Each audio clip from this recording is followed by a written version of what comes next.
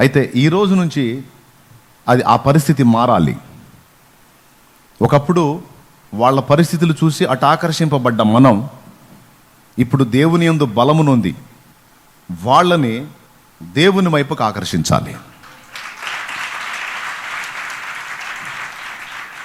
మనం కష్టపడి వాళ్ళకి ప్రేమ చూపి వాళ్ళు పాపాన్ని గురించి వర్ణించి చెప్తున్నట్టు దేవునిలో ఉన్న ఆనందాన్ని, దేవునిలో ఉన్న సంతోషాన్ని, దేవునిలో ఉన్న పరవశాన్ని నువ్వు వర్ణించి చెప్పి వాళ్ళని దేవుని దగ్గరికి తీసుకొచ్చి కష్టపడి ఒక్క ఆత్మని దేవునికి నువ్వు కనెక్ట్ చేయగలిగితే ఒక నిండు జీవితాన్ని నిత్య జీవ పర్యంతం నువ్వు కాపాడిన దానివి అవుతావు.